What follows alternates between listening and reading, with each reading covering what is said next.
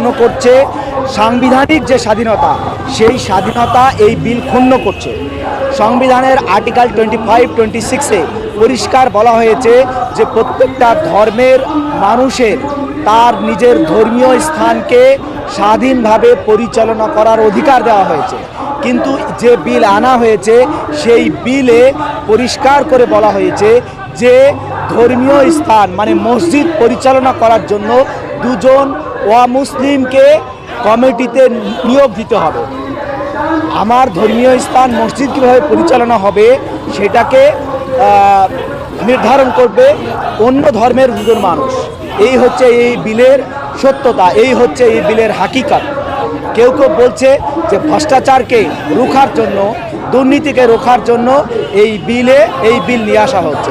তাদের কাছে আমার প্রশ্ন, যদি দুর্নীতিকে রোখার জন্য এই বিল নিয়ে আসা হয় তাহলে ভারতবর্ষে যত দুর্নীতি হচ্ছে সে সমস্ত দুর্নীতিকে রোখার জন্য বিলের পর বিল এসেছে, কিন্তু দুর্নীতি কি সত্যি সত্যি রুখেছে?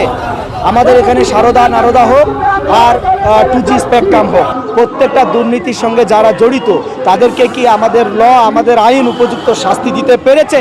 পারেনি। তাহলে শাস্তি দিতে পারেনি বলে তাহলে আমরা কি করব এখন?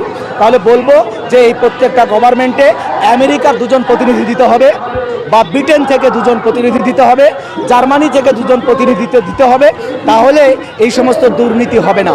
এটা সম্পূর্ণরূপে ধোঁকা আর আইওয়াস ছাড়া কিছু নয়। এই বিল মূলত সংবিধান বিরোধী বিল।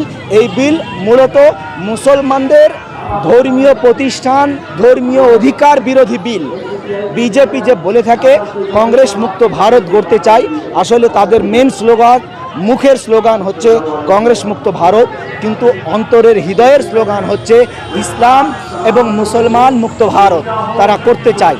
এই বিলের বিরোধিতা করে ভারতবর্ষের সংবিধানকে আমরা মজবুত করছি।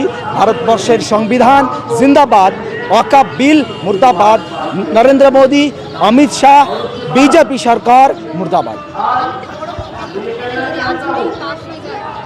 যতক্ষণ সোশ্যাল ডেমোক্রেটিক পার্টি অফ ইন্ডিয়ার একজন নেতা জিন্দা থাকবে ততক্ষণ এই বিলের বিরুদ্ধে আমরা লাগাতার আন্দোলন করব। সে কলকাতার রাজপথ হোক আর দিল্লির যন্ত্র মন্ত্র হোক, এই বিলের বিরুদ্ধে আমাদের লড়াই জারি থাকবে।